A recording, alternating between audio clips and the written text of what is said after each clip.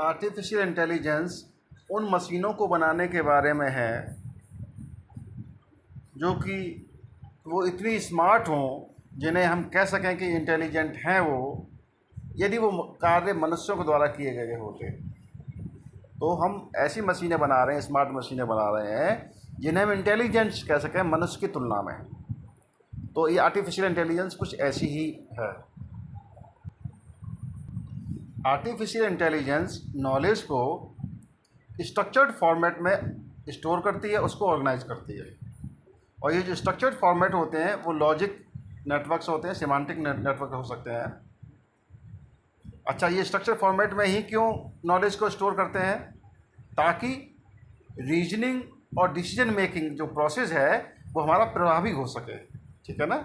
इस प्रकार से नॉलेज का रिप्रेजेंटेशन होता है, प्रस्तुतिकरण।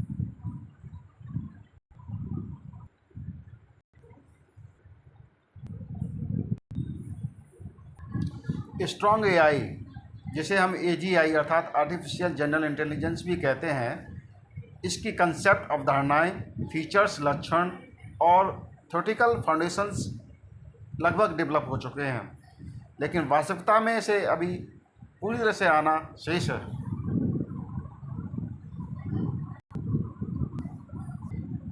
स्ट्रॉन्ग एआई के डेवलपमेंट में फिलॉसफी अर्थात दर्शन की भी बहुत बड़ी भूमिका है।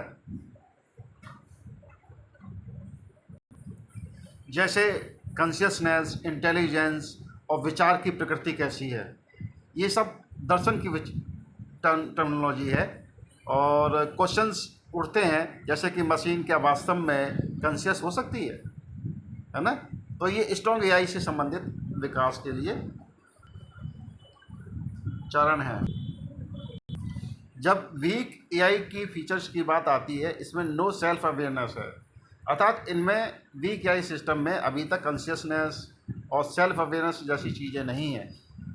वह अपना भी एग्जिस्टेंस या एक्शंस को नहीं पहचानती हैं, समझती हैं। वीक एआई अर्थात आर्टिफिशियल इंटेलिजेंस के जो प्रैक्टिकल सिस्टम्स हैं जो चल रहे हैं, उनको हम समझें तो ये वर्चुअल असिस्टेंट है, जैसे रिकमेंडेशन सिस्टम है, चैटबॉट्स हैं। तो ये सभी वीक एआई की अभी एग्जांपल हैं।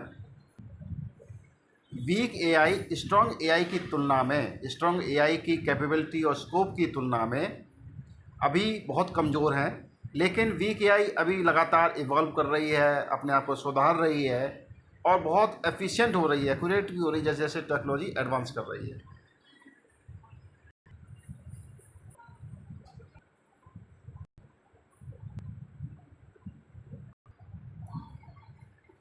एआई का नेचुरल लैंग्वेज प्रोसेसिंग में बहुत अच्छा कार्य चल रहा है और इससे स्ट्रॉन्ग एआई की दिशा में बहुत अच्छा कदम है, बढ़ता हुआ कदम है। नेचुरल लैंग्वेज प्रोसेसिंग अर्थात एनएलपी मशीनों को हमारी भाषाओं को समझने में मदद कर रही है, इंटरप्रेट करती है और ह्यूमन लैंग्वेज को उत्पन्न करने की भी क्षमता रखती है। और यह तकनीक मनुष्य के साथ सामान्य भाषा में कम्युनिकेट या संचार करने में काफ़ी मददगार साबित हो रही है।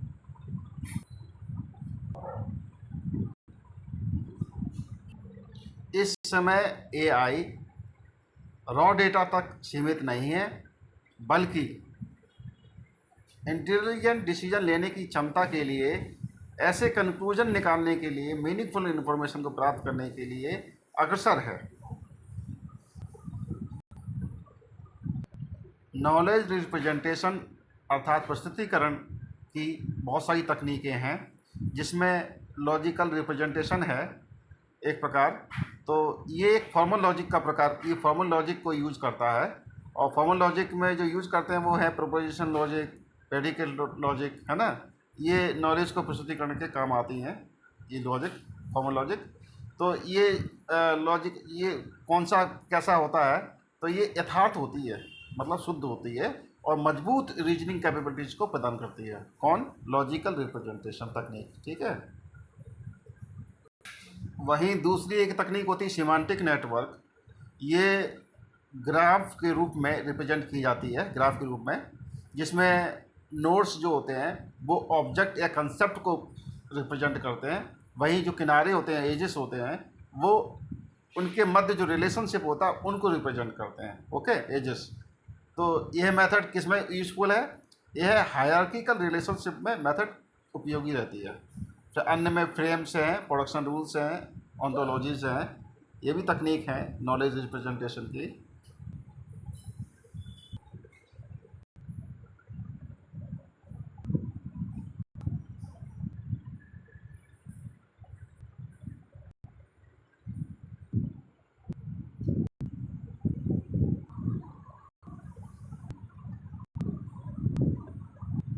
प्रेडिकेट लॉजिक, जिसे फर्स्ट ऑर्डर लॉजिक कहा जाता है, यह प्रोपोजिशनल लॉजिक से बेहतर होता है।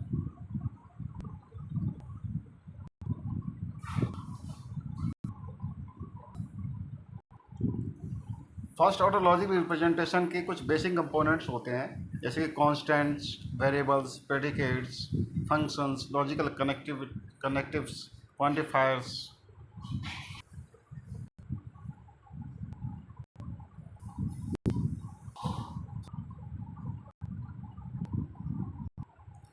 फ्यूजिक लॉजिक रियल वर्ल्ड सिचुएशन में इम्प्रेसिजन, वेगनेस और अनसर्टेनिटी को हैंडल करने के लिए डिज़ाइन किया जाता है। यह क्लासिकल लॉजिक का विस्तारित रूप है, fuzzy logic.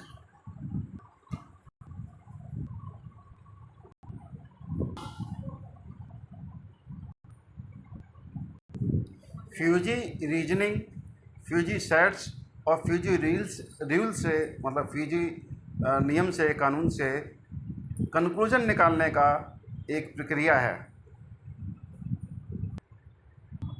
Fuji inference mechanism से हमारा मतलब फ्यूजी रूल से किस प्रकार से कंक्लूजन हम ड्रॉ करते हैं या ड्राइव करते हैं, उत्पन्न करते हैं। देखिए, एआई क्या है और ट्रेडिशनल कंप्यूटिंग से कैसे अलग है। तो एआई क्या है?